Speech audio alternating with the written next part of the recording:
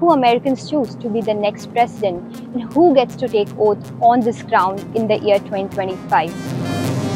I'm supporting Kamala Harris. I support Kemala Harris. Probably Trump. Donald Trump.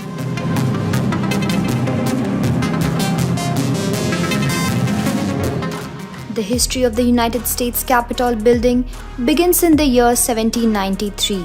This building is the seat of the US Congress, the legislative branch of the federal government.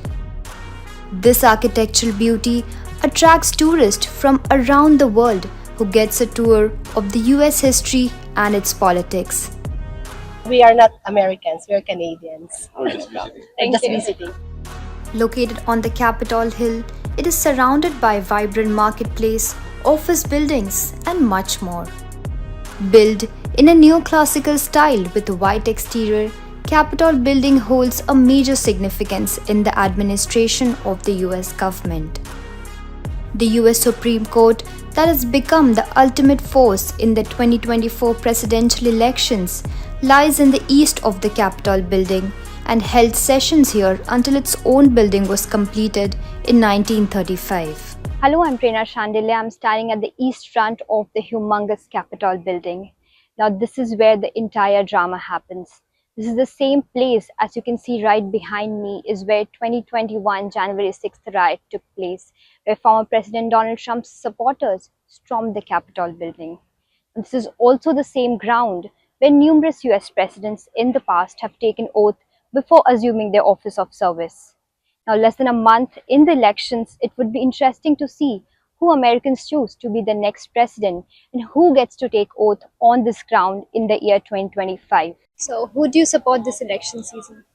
Donald Trump. Kamala Harris. Kamala Harris. I'm supporting Kamala Harris. Probably Trump. Who do you support, ma'am?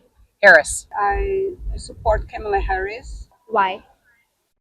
Because he gets things done. I believe in his policies. And the 4 years that he was president, I was much better off than I am now. Like, why do you support her? Why do you like her policy? I like him for everything. I think he is very honest. The other, Donald Trump, I don't believe him. He's not. He don't say the real things, you know. Because she's having she's helping abortion with people, and she's also creating more jobs in the workspace, and she's helping with diversity and with the border crisis as well.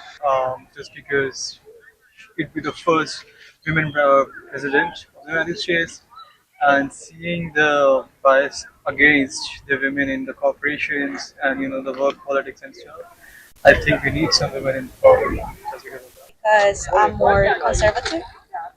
And yeah, probably I will vote for him. Why? Because I think democracy is on the line. I think everything that all the plans that they have outlaid supports democracy and the regular all-American people. And Biden and all this beautiful work they're doing, and she'll continue to do it.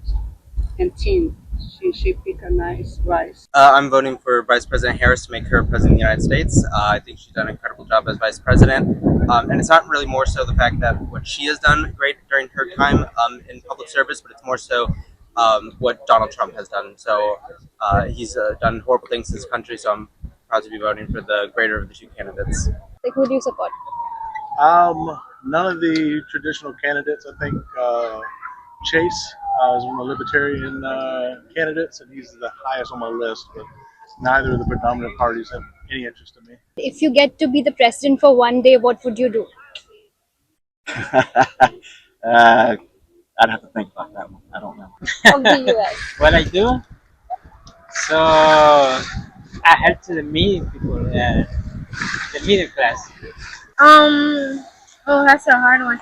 I would help homeless, because that's a huge problem, like homelessness in cities, and help with debt as well, and gun control. I would strive for unity in the country. It's been too long where we've been divided. We need someone to bring us together. Well, I stop the wars around the world. First thing I would do is switch, try to implement nuclear energy as the main source of this country. It's, mind you, green transition is what we need. We need solar, we need hydropower, we need all these renewable resources, but we can't just turn off the coal mines and start switching to solar. It's not feasible, but we do need a solid transition from nuclear energy to green energy. I think that nuclear energy would be the solid backbone from the dirty fossil fuels into green energy. So I think that would be the first thing I would do if in public office, try to make nuclear energy our main resource as a backbone of our energy source. The president doesn't have a lot of power when it comes to changing things, so I just get out and see a lot of people and experience the United States and get a vibe for what the people are feeling and wanting. Don't miss out. Log on to oneindia.com for more updates.